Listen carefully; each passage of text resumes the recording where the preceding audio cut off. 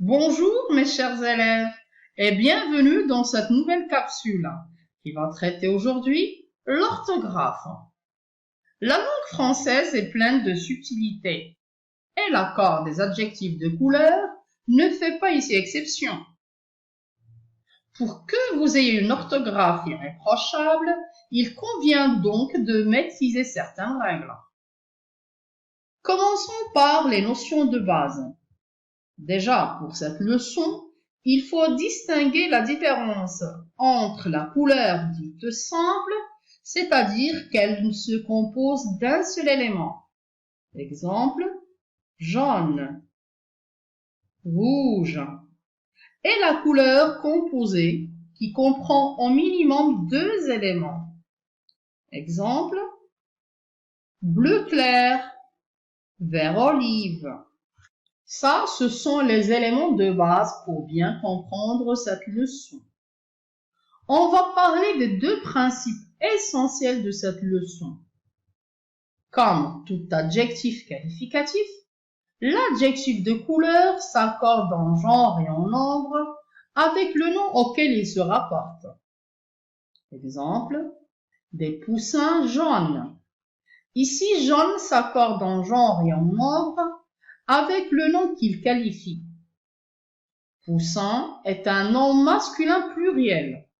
Donc, on ajoute la marque du pluriel S à l'adjectif jaune. Des maillots rouges. Rouge est un adjectif de couleur. Alors, il s'accorde à son tour en genre et en nombre avec le nom auquel il se rapporte. Maillot est un nom masculin pluriel. Donc, rouge prend un S. Cependant, quand il s'agit de noms employés comme des adjectifs de couleur, ils ne s'accordent pas. Exemple, des cheveux platine. Platine s'écrit sans S, car platine désigne d'abord un métal.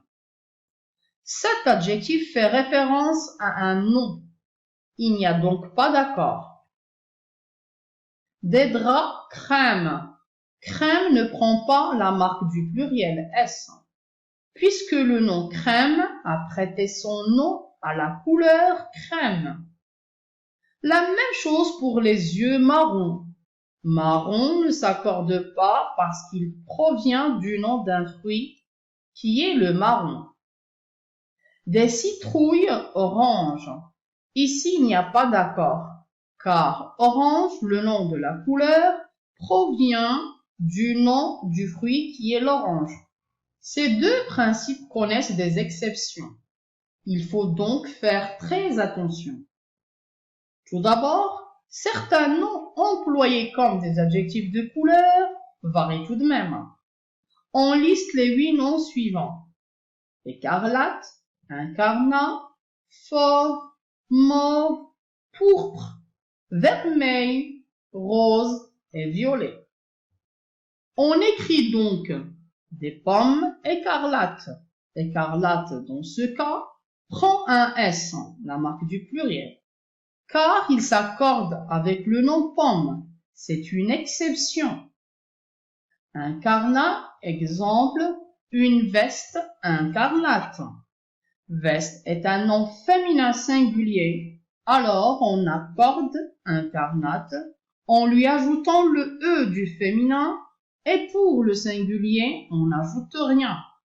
Une cravate incarnate. Fauve, des cheveux fauves, ça s'accorde.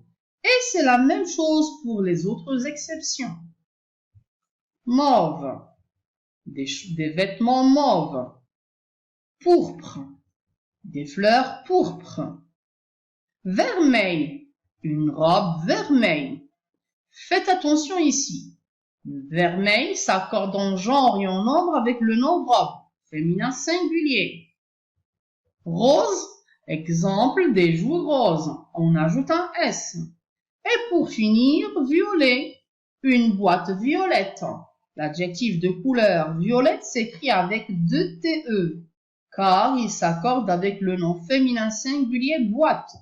Par ailleurs, lorsque les adjectifs sont composés, ils ne s'accordent pas. Il y a 3 cas de figure.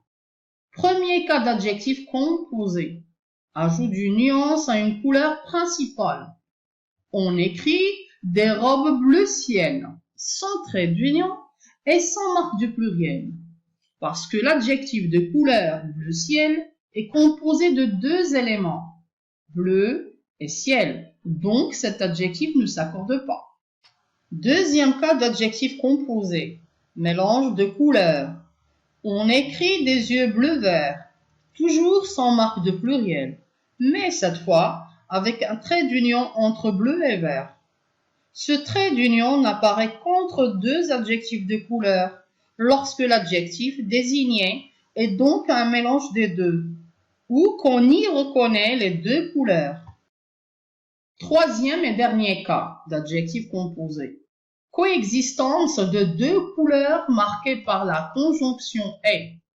Par exemple, des chiens noirs et blancs, toujours sans marque de pluriel, noir sans S, blanc sans S. Attention, des chiens noirs et blancs avec un S à noir et un S à blanc signifierait qu'il y a certains chiens qui sont noirs et d'autres chiens blancs, et qui sont donc tous unicolores. Ce qu'il faut retenir de cette leçon, l'accord des adjectifs de couleur, c'est que les adjectifs en un seul mot sont variables. Les adjectifs issus d'un nom sont invariables, à l'exception de 8 mots. Écarlate, incarnat, fauve, mauve, pourpre, vermeil, rose et violet. Vous devez les apprendre par cœur. En ce qui concerne les adjectifs constitués de plusieurs éléments, ils sont invariables. Et les adjectifs constitués de plusieurs éléments, unis par la conjonction et, sont généralement invariables. Cependant, ils peuvent être variables. Là, vous devez faire attention au sens.